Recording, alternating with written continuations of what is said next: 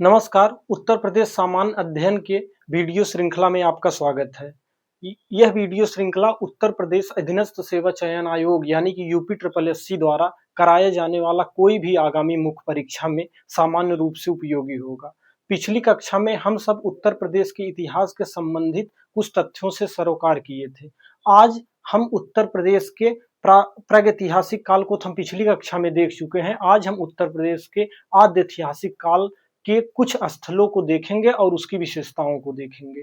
तो आद्य ऐतिहासिक काल क्या है? हम पिछली कक्षा में इसके बारे में वर्णन कर चुके थे कि आद्य ऐतिहासिक काल में लिखित साक्ष्य भी हैं और पुरातात्विक साक्ष्य भी हैं, लेकिन उन लिखित और लिखित साक्ष्यों को नहीं पढ़ा गया है, बल्कि सारा का सारा अनुमान उन पुरातात्विक साक्ष्यों पर ही आधारित है। तो आद्य ऐतिहासिक काल की विशेषता पूर्णतः परफेक्ट होती है। एक पूरी विश्व विख्यात सभ्यता है हड़प्पा सभ्यता। इस हड़प्पा सभ्यता को सिंधु घाटी की सभ्यता भी कहा जाता है।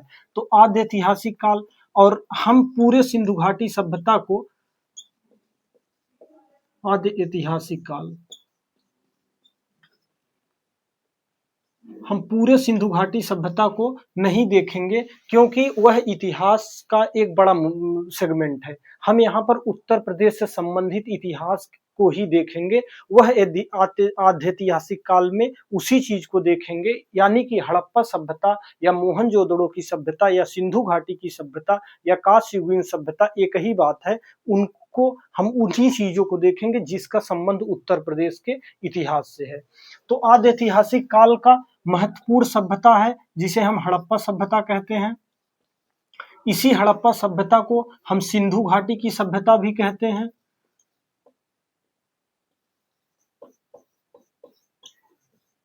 सिंधु घाटी की सभ्यता भी कहते हैं। इसी सभ्यता को हम कांस्ययुगीन सभ्यता भी कहते हैं। कांस्ययुगीन सभ्यता भी कहते हैं। इसके बारे में इसकी थोड़ी सी विशेषता हम जानेंगे, तब उत्तर प्रदेश में हमारे महत्वपूर्ण जो स्थल हैं उन स्थल पर हम इसको अप्लाई करके देखेंगे कि ये स्थल हैं और सिंधु घाटी सभ्यता के निम्न विशेषताएं यहाँ से मिली हुई हैं।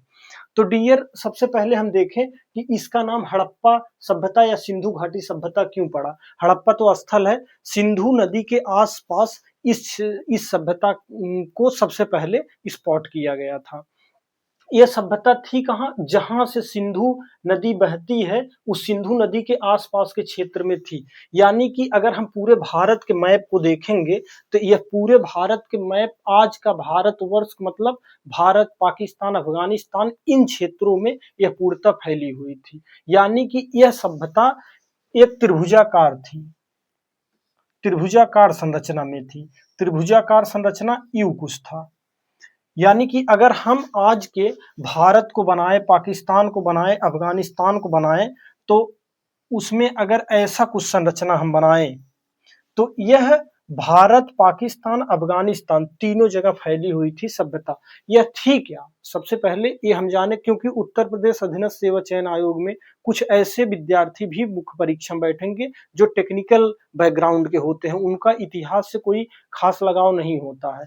तो यह सभ्यता एक नगरी सभ्यता थी। सभ्यता क्या होती है? और संस्कृति, संस्कृति आत्मिक होती है, विचारधारा पर होती है, चिंतन पर होती है, जीवन शैली पर होती है। लेकिन सभ्यता भौतिक होती है, सभ्यता दिखाई देती है, सभ्यता को मापी जा सकती है। यानी कि एक शहर, एक फलता फूलता शहर हुआ करता था कभी, वह फलता फूलता शहर पाकिस्तान, अफगानिस्तान और भारत के बहुत बड़े भूभाग क्षेत्र पर फैला हुआ था। वह शहर विभिन्न वैज्ञानिकों और पुरातत्वविदों के अनुमान के आधार पर विभिन्न दृष्टिकोण अपनाते हैं, जो कहते हैं कि यह सभ्यता नष्ट हो गई थी। यानी कि कहने का मतलब है कि इस सभ्यता के नष्ट होने के संबंध में कोई पुख्ता प्रमाण नहीं है। तो डियर, हम ये समझते हैं कि जो हमारी सिंधु घाटी की सभ्यता थी, जो शहरीकरण रूप में फैली हुई थी, इसका जो उत्तरी बिंदु था और जो दक्षिणी बिंदु था, उत्तरी बिंदु मांडा था, मांडा जम्मू कश्मीर में है, और पश्चिमी बिंदु दैमाबाद था, दैमाबाद महाराष्ट्र में है। ये इतिहास का बिंदु है। लेकिन इस मांडा के संबंध में एक तथ्य अभी हम उत्तर प्रदेश के विद्यार्थियों को याद कराएंगे। वो तथ्य उत्तर प्रदेश अधीनस्थ सेवा चयन आयोग की परीक्षा में पूछने की प्रबल संभावना होगी।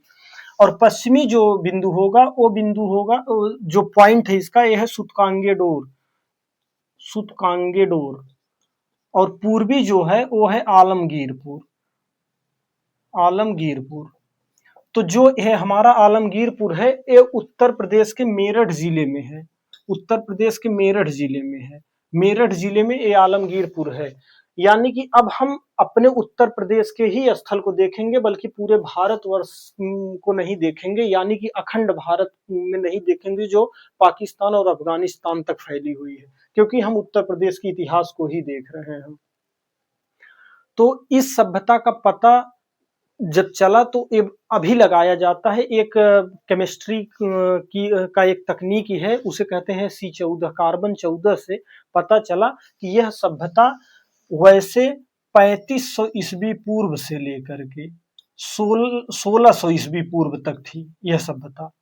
और ये परिपक्व कब हुई, क्योंकि कोई भी शहर जब शुरू होता है, बसना शुरू होता है, तो एक समय आता है वो अपने चरम पर पहुंच जाता है, शीर्ष पर पहुंच जाता है। तो ये पता चलता है कि सिंधु घाटी की सभ्यता 2600 से लेकर के 1900 बीसी तक, 2600 से लेकर 1900 ईस्वी पूर्व तक यह सभ्यता अपने चरम पर थी। तो ये इसे UPSSC एग्जाम से क्या संबंध है? ये संबंध है कि उत्तर जो ये सिंधु घाटी की सभ्यता थी, यानी कि हड़प्पा सभ्यता थी, ये हड़प्पा सभ्यता काफी लंबे समय तक थी, लेकिन जो उसके पहले के माने 3500 के बाद जब शुरुआत हुआ, तो इसका सबसे पहला बसाव सिंधु घाटी के आसपास क्षेत्रों में हुआ, पंजाब में हुआ, लेकिन बाद का बसाव यह पूर्व की तरफ फैला। यानी कि हम ये कह सकते हैं कि उत्तर प्रदेश के जो भी सिंधु घाटी सभ्यता के स्थल हैं, उत्तर प्रदेश के जो भी सिंधु घाटी सभ्यता के स्थल हैं,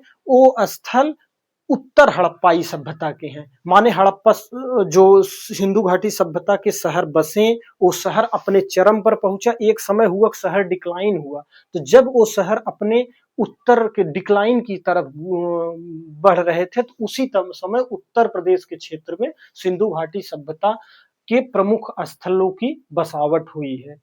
तो डियर, अब हम समझते हैं कि इस सभ्यता की कुछ विशेषताएं हैं, बस यूं ही आप सुन लीजिए, इसको वैसे याद करने की जरूरत नहीं है यदि आप पूर्णतः सामान्य ज्ञान नहीं पढ़ते हैं, केवल आप उत्तर प्रदेश से संबंधित पढ़ते हैं। सिंधु घाटी की सभ्यता के लोग व्यापार किया करते थे, ये इनकी शहरी सभ्यता थी, तो इससे हम लिंक कर सकते हैं कि ये व्यापार किया करते थे। ये व्यापार किया करते थे, ये कुबड़ वाले बैल को ज्यादा प्राथमिकता देते थे। यह मूर्ति जो थी, मूर्ति बनाने की कला से परिचित थे। ये गाय से नहीं परिचित थे, घोड़े से नहीं परिचित थे। ये कुछ गाय और घोड़े का कोई साक्ष्य नहीं मिला है कि ये गाय और घोड़े को बड़े पैमाने पर यूज करते थे, पाला करते थे, ऐसा नहीं था सिंधु घाटी सभ्यता में। सिंधु घाटी सभ्यता के लोग सबसे पहले कांसे का प्रयोग किए थे। कांसा क्या होता है? ब्रॉन्ज कहते हैं इसे, कांसा। तो एक कांसा क्या होता है? सबसे पहले हम जब हड़प्पा सभ्यता जब सबसे पहले हम पाषाण काल पढ़े थे, पाषाण काल के जो मानव थे वो पत्थर का प्रयोग करते थे। पत्थर के प्रयोग करने के बाद मानव सबसे पहले जिस धातु से परिचित हुआ, वो धातु का नाम डियर तांबा था, कापर था। कापर को जब मानव सबसे पहले प्रयोग किया, तो वह ऐसे अगर अगर पत्थर है, स्टोन है, पाषाण है, तो इस पे कापर को लगा दिए, तो उस समय उनकी तकनीकी विकास हुआ। वो तकनीकी ताम्र पाषाण काल हुआ। तांबा और पाषाण माने पत्थर दोनों को जोड़ दिया गया, और जोड़कर जिस तकनीकी का विकास हुआ जिस काल में, वो ताम्र पाषाणिक काल था। कांसे में क्या हुआ? कांसे में तांबा तो इनको पहले से जानकारी थी, क्योंकि पहला धातु जो इन्होंने प्रयोग किया वो तांबा था, और दूसरा वो टीन लेकर आए। और जब टीन और तांबे को दोनों को मिला दिया गया, तो टीन और तांबे के मिला के कांसे की खोज की, और ये हड़प्पा सभ्यता के लोग कांसे का प्रयोग करते थे, कांसे की मूर्तियां बनाते थे, जिससे यह पता चलता है कि सबसे पहले अगर मिक्स धातु का यूज किया था कोई, तो हड़प्पा सभ्यता के लोग किए थे। क्या हड़प्पा सभ्यता केवल भारतवर्ष, पूरी दक्षिण एशिया की सबसे पुरानी सभ्यता थी कि हड़प्पा सभ्यता। अब हम चलते हैं, बढ़ते हैं धीरे धीरे उत्तर प्रदेश की तरफ, और उत्तर प्रदेश में देखते हैं कौन कौन से स्थल हैं जो हड़प्पा सभ्यता के स्थल हैं।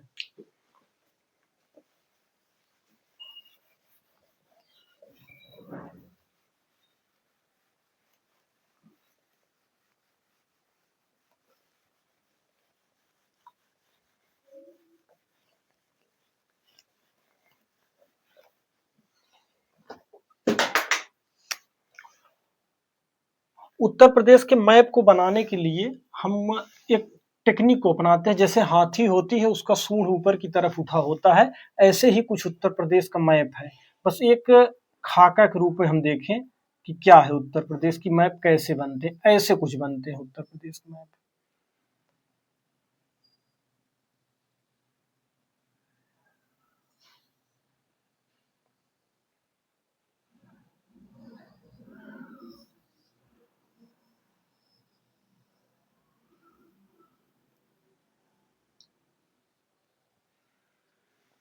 अगर ये हमारा उत्तर प्रदेश का मैप है, तो हम पहले बता चुके थे उत्तर प्रदेश की प्रमुख नदी गंगा है।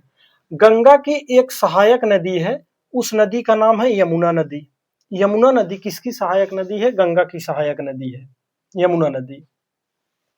यमुना नदी की एक सहायक नदी है जिसका नाम है हिंडन नदी। अगर ये यमुना नदी है, यमुना नदी की एक सहायक नदी है हिंडन नदी। हिंडन नदी के किनारे एक स्थल मिला, उस स्थल का नाम था आलमगीरपुर नामक स्थान पर।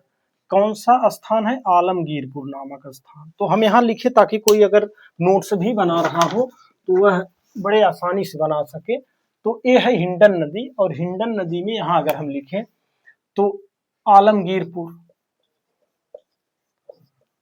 ये आलमगीरपुर स्थल है। कहाँ पर है? तो यहाँ पर हम लिख देते हैं मेरठ जिले में है। ठीक है। इसका और एक नाम है, इसे कहते हैं, इसका एक बहुत ही बढ़िया नाम है, इतिहास में इतिहासकारों ने इसे लिखा है परसाराम का खेड़ा। खेड़ा, परसाराम का खेड़ा किसका नाम है? आलमगीरपुर का नाम है। आलमगीरपुर की खुदाई कब की गई? बहुत पहले की गई, हो सकता है कि एग्जाम में पूछे। 1958 में किया था।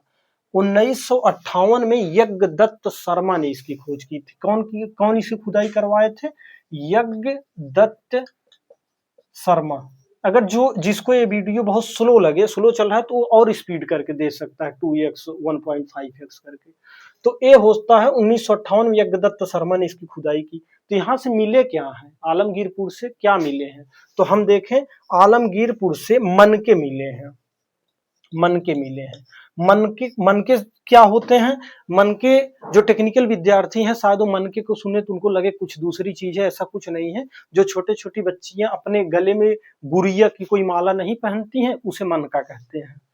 ठीक, तो ये मनके मिले हैं। मनके क्या, आज तो प्लास्टिक की पहनते हैं, ऐसा नहीं उसमें प्लास्टिक वगैरह, लेकिन उस समय पत्थर के, हड्डी के और छोटे छोटे कांसा वगैरह के मनके हो सकते हैं। तो मनके थे।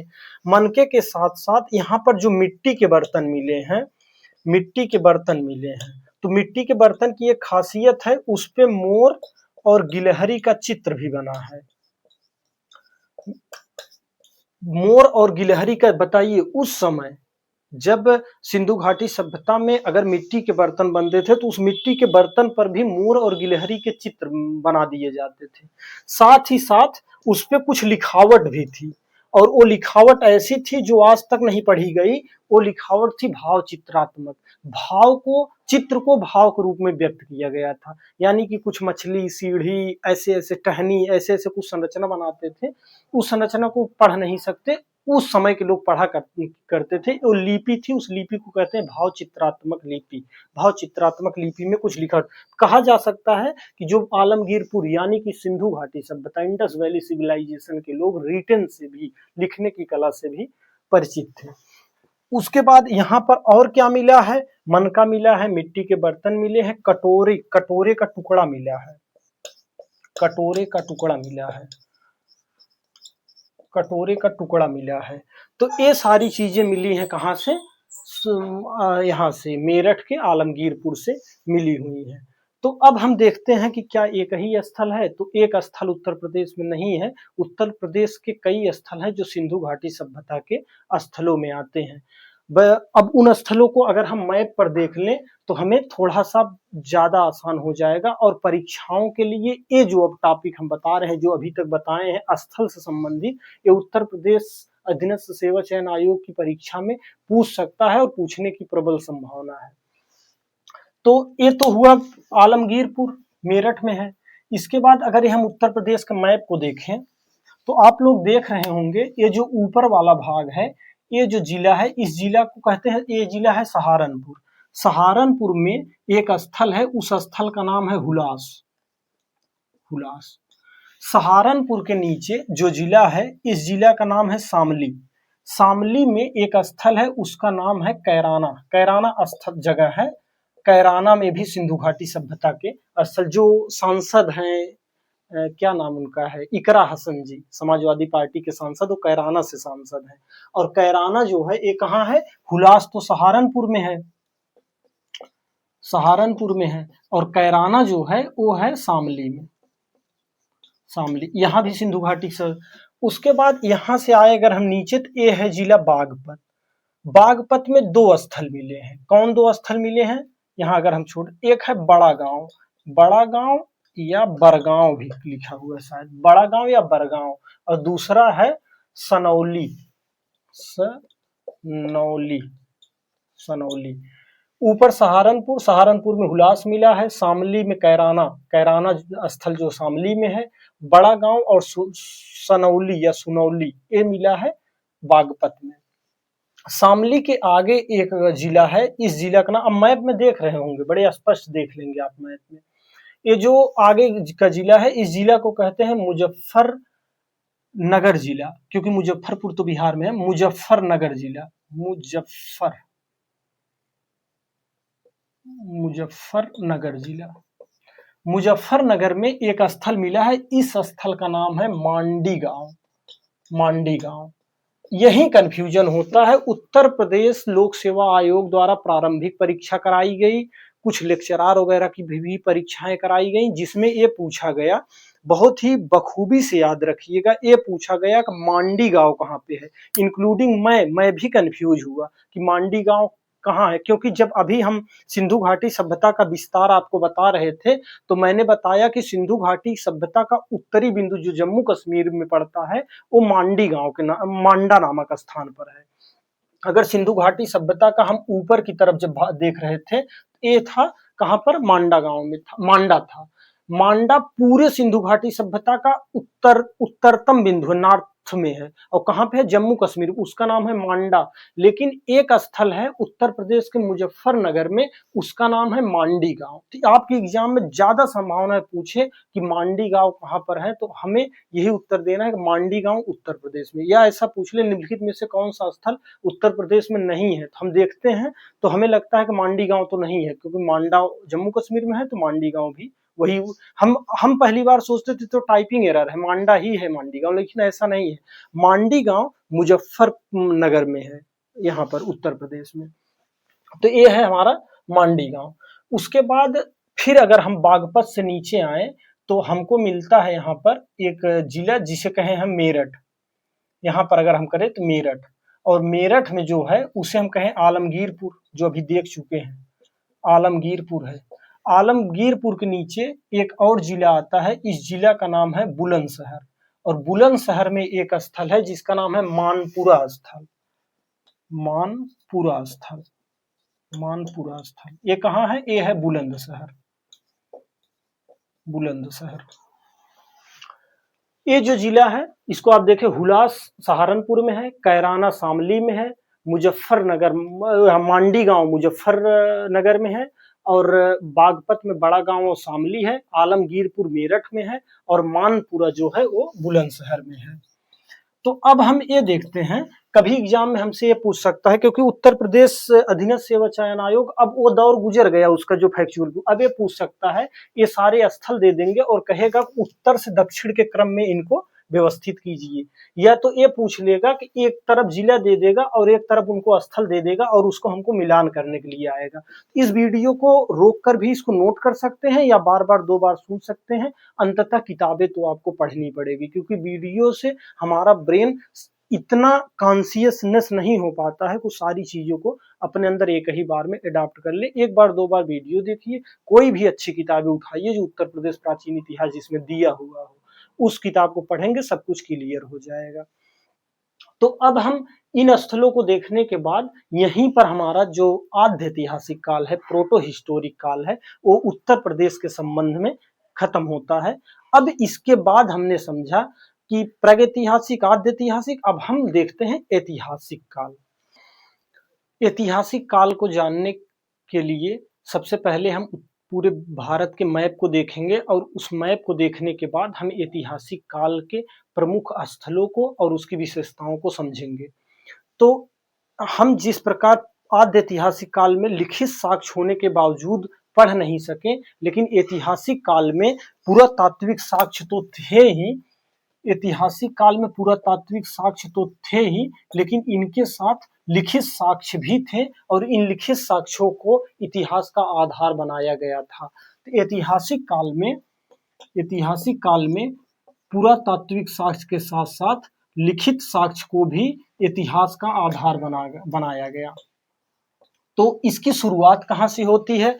तो डियर, इसकी शुरुआत वैदिक काल से होती है। हम अब इतिहास को बड़े फ्लो में और बड़े जल्दी खत्म कर लेंगे, क्योंकि यहाँ पर बहुत ज्यादा चीजें समझने वाली नहीं बल्कि याद करने वाली हैं, क्योंकि यहाँ से तथ्यात्मक क्वेश्चन हमारे एग्जाम में ज्यादा बनते हैं।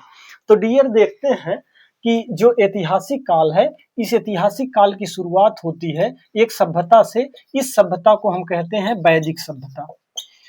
जिस प्रकार सिंधु घाटी के आसपास जो सभ्यता बसी थी उसे हम सिंधु सभ्यता कहें, लेकिन एक वक्त आया, एक दौर आया, जिस प्रकार सभी चीजों का जीवन में एक बार उत्थान होता है और पतन हो जाता है, उसी प्रकार जब हड़प्पा सभ्यता का भी उत्थान हुआ, उसके बाद उसका पतन हुआ, तो वैदिक सभ्यता का उत्थान हुआ, जन्म हुआ। वैदिक सभ्यता के लोग ग्रामीण लोग थे, ये कोई शहर में नहीं रहा करते थे। वैदिक सभ्यता के लोग भारत के मूल निवासी भी नहीं थे।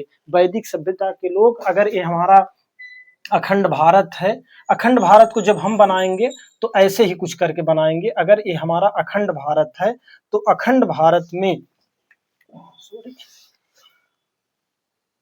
अगर ये हमारा अखंड भारत है तो यहाँ मध्य एशिया है, मिडिल एशिया है, और मिडिल एशिया से कुछ लोग आए, और कैसे आए? घोड़े से आए थे। इन लोग को आर्य कहा गया, इसलिए इसे आर्यों की सभ्यता भी कहते हैं, आर्यों की सभ्यता भी कहते हैं। ये लोग अपने साथ घोड़े को लाए थे, घोड़े को लाए थे। घोड़े के साथ ये पशुपालन के कार्य को किया करते थे। पशुपालन कार्य का मतलब कि गायों को पाला करते थे। इनके लिए गाय प्राथमिक हुआ करती थी। इनके लिए कोई कृषि व्यापार जैसे कार्य नहीं प्रमुखता से थी। ये कोई पक्के मकान में नहीं रहा करते थे, घास फूस की झोपड़ी और कच्चे घरों में रहा करते थे। और ये एक जगह स्थायी भी नहीं थे, बल्कि ये खाना बदोश जीवन जिया करते थे। खाना बदोश जीवन का मतलब होता है कि आज यहाँ पर रहिए, चारण कराइए, जब तक यहाँ पर हरा घास है तब तक पशुओं को खिलाइए, चराइए, घास खत्म हो जाए तो आगे की तरफ बढ़ जाइए। इसके लिए इनको एक धातु लोहा जो था, आयरन जो था, ये सबसे बड़ा वरदान साबित हुआ। आयरन के खोज के कारण ये जंगल की सफाई, झाड़ियों की सफाई करना बड़ी इनके लिए आसान हो गया। इसीलिए इस सभ्यता को लौह युगीन सभ्यता कहा जाता है। वो पाषाण कालीन था, वो कांस्य युगीन था, ये लौह युगीन सभ्यता है, लौह युगीन सभ्यता है। जब ये लोग आते हैं तो जो वैदिक सभ्यता है, ये शुरू में इस क्षेत्र में बसते हैं, और ये क्षेत्र था सिंधु का क्षेत्र। ये सिंधु का क्षेत्र था, सिंधु और उसकी सहायक नदियों का क्षेत्र था। कौन कौन नदी थी? सिंधु थी, झेलम थी, चेनाब थी, ब्यास थी, रावी थी, सतलज थी, और 7वीं नदी सरस्वती हुआ करती थी। तो सिंधु की सहायक नदी प्लस सरस्वती, सरस्वती, सरस्वती,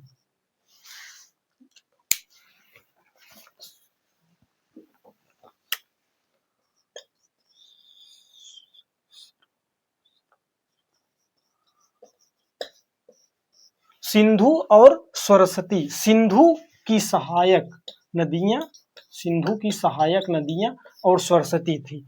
इस क्षेत्र में आकर लोग बसे, कहां पर, इसी के कारण इस क्षेत्र को सैंधव, सप्त सैंधव प्रदेश कहा जाता है, सप्त सैंधव प्रदेश कहा जाता है। तो पहले आए वैदिक सभ्यता के लोग तो कहां बसे, तो ये सप्त सैंधव प्रदेश में बसे। ये सप्त सैंधव प्रदेश क्या था, सरस्वती, सिंधु और उसकी सहायक नदियों से, सरस्वती नदी और सिंधु की सहायक नदियों से मिलकर बना जो प्रदेश था उसे सप्त सैंधव प्रदेश कहा गया। और इस सप्त सैंधव प्रदेश में प्रारंभिक आर्य आके निवास किए और इन्हीं क्षेत्रों को सप्त सैंधव प्रदेश कहा गया।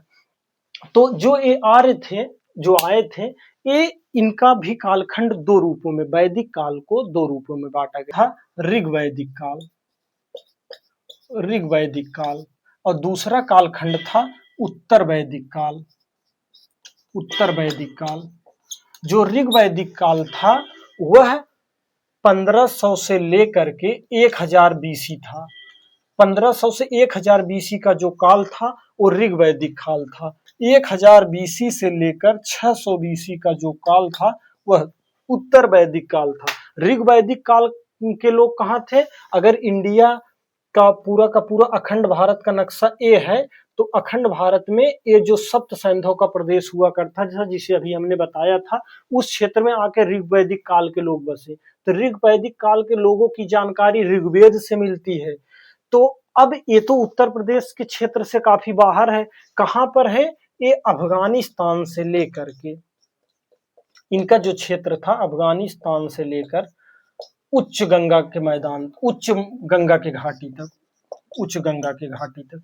तो ये उत्तर प्रदेश में ज्यादातर क्षेत्र नहीं आते हैं। लेकिन उत्तर वैदिक काल में ऋग्वेद के बाद सामवेद, यजुर्वेद, अथर्ववेद, पुराण, उपनिषद, इन सब की रचना कहां पर हुई, उत्तर वैदिक काल में हुई। और उत्तर वैदिक काल की जो बसावट थी वह थी गंगा और यमुना का मैदान, गंगा और यमुना का मैदान, गंगा और यमुना का मैदान। और गंगा और यमुना के मैदान में जो उत्तर वैदिक कालीन ग्रंथों की ऋग्वेद, ऋग्वेद नहीं, सामवेद, यजुर्वेद, अथर्ववेद, वेद, पुराण और उपनिषद, इनकी रचना कहाँ हुई, उत्तर वैदिक काल में। और उत्तर वैदिक काल का क्षेत्र उस समय गंगा और यमुना का दोआब हुआ करता। दोआब ये होता है कि जब दो नदियां फ्लो करती हैं तो उनके बीच का जो क्षेत्र होता है, भूभाग होता है, उस भूभाग को दोआब कहा जाता है। तो वो जैसे 5 नदियों का जो दोआब है उसे पंजाब कहते हैं, वैसे गंगा और यमुना के दोआब में उत्तर वैदिक कालीन सभ्यता खूब फली फूली। इसका क्षेत्र क्या हुआ करता था, उत्तर में हिमालय है और दक्षिण में विंध्यन पर्वत है। उत्तर में हिमालय पर्वत और दक्षिण में विंध्यन पर्वत, इनके बीच का जो ये मैदान था, इस मैदान को उत्तर वैदिक ग्रंथों में मध्य देश कहा गया है, मध्य देश कहा गया है। अब हम इन मध्य देश को समझ लेते हैं कि मध्य देश में होता क्या था। वैदिक कालीन लोगों के पास लोहा था, आयरन था, जिससे धारदार हथियार बना करके जंगलों की, झाड़ियों की कटाई बड़े आसानी से कर लिए, उस स्थान को साफ कर दिए खेती की, पशुपालन के लिए। और वहां पर ये धीरे धीरे कुछ ऐसे राजवंशों की उत्पत्ति हुई, क्योंकि जब जहां पर आर्थिक समृद्धि आती है वहां पर पैरेलल ही राजनीतिक वृद्धि भी होने लगती है। तो कहीं न कहीं शक्ति का एक केंद्र बनता दिखा। और वो मध्य देश में कौन कौन शक्ति का केंद्र बनता दिखता है उसको देखें। जब मध्य देश है जो उत्तर में हिमालय और दक्षिण में विंध्याचल पर्वत के बीच का जो मैदानी क्षेत्र उत्तर प्रदेश का है वो मध्य देश का क्षेत्र है। इस मध्य देश में उत्तर प्रदेश के, अब गंगा यमुना की मैदान की बात हो रही है, वीडियो को कई बार देख लीजिएगा न समझ में आए तो। मध्य देश है, मध्य देश के में उस समय जब धीरे धीरे लोग अस्थायी जीवन जीने लगे, पशु को बड़े पैमाने पर पालने लगे, धीरे धीरे कुछ कृषि कार्यों की तरफ भी मूव होने लगे, उनके पास सरप्लस प्रोडक्शन होने लगा, तब वहां पर कुछ राजवंशों की उत्पत्ति हुई। उस राजवंश में एक राजवंश था जो हस्तिनापुर के क्षेत्र में आता था, दीपत, ये जो क्षेत्र है, इस क्षेत्र का आधुनिक नाम हस्तिनापुर है। हस्तिनापुर। ये जो हस्तिनापुर है, इसका हस्तिनापुर वही मेरठ और दिल्ली का जो क्षेत्र है, यही समझिए कि हस्तिनापुर जो है मेरठ और दिल्ली का क्षेत्र था। वैदिक सब जो ग्रंथ है, उस वैदिक ग्रंथ में हस्तिनापुर का भी वर्णन मिलता है। और हस्तिनापुर के एक राजा थे, उनका नाम था उद्वालक अरूढ़ी राजा, और इनका छंदोग्य उपनिषद में जानकारी मिलती है। तो यहाँ के बस यही जानकारी है। उद्वालक अगर पूछे, उद्वालक अरूढ़ी राजा कहाँ के थे, तो ये थे हस्तिनापुर के क्षेत्र के जो आसदीवत क्षेत्र था, और इनका वर्णन छंदोग उपनिषद में मिलता है। इतना डेप्थ पूछेगा नहीं, बस यही जानते रहिए कि एक ये राज्य था। दूसरा राज्य जो था, वो राज्य था हमारा पांचाल राज्य। पांचाल राज्य, ये इसकी उत्पत्ति, पांचाल राज्य तो हम उस समय नहीं कहेंगे, छोटे छोटे प्रशासनिक इकाई, छोटा छोटा प्रशासनिक इकाई। इसका क्षेत्रफल कहाँ था, कानपुर से लेकर वाराणसी तक था, वाराणसी तक था। और इसकी राजधानी हुआ करती थी काम्पिल।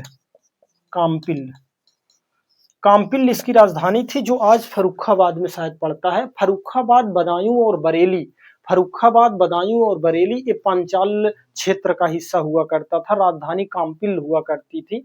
यहाँ पर एक महत्वपूर्ण घटना थी, 60,000 ऋषि और मुनि बैठे थे और महाभारत के संपूर्ण महाभारत का वाचन किए थे। कहाँ से किए थे, तो पांचाल से किए थे, काम्पिल से किए थे।